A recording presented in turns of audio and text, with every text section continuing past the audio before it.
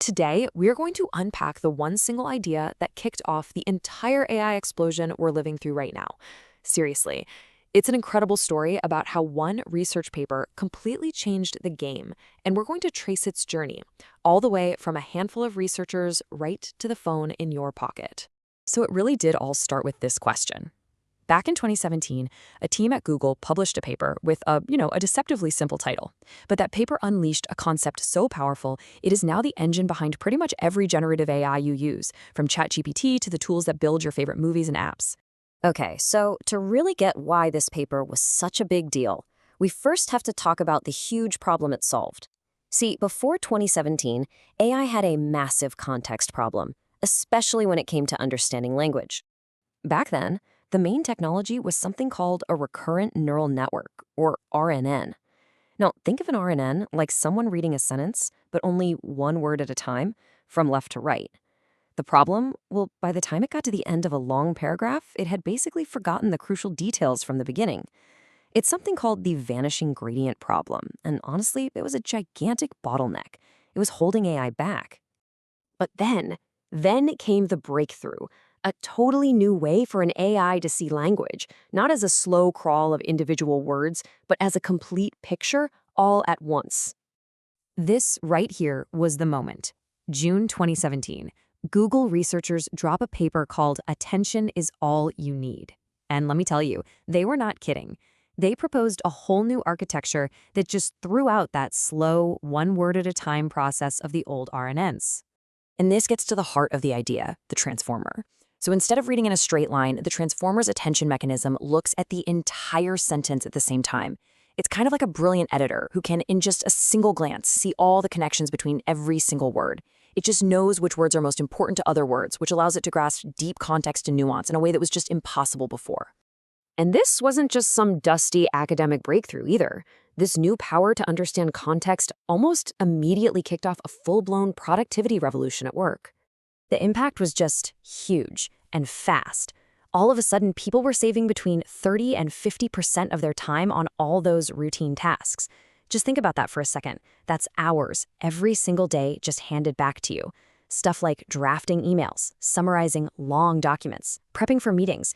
It was all getting automated, letting people focus on the bigger, more creative work. And, of course, this led to the rise of the AI Copilot. The big software companies jumped on this. Microsoft baked Copilot right into Office.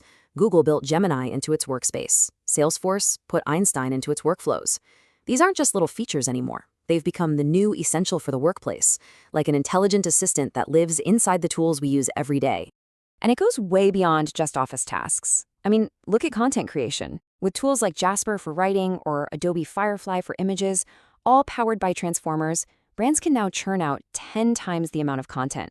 Blogs, ads, you name it. And they can do it without hiring a single new person. The scale is just mind-boggling. So this revolution, it didn't stay put in the office.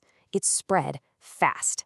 This one big idea started reshaping entire industries, from the super technical to the wildly creative.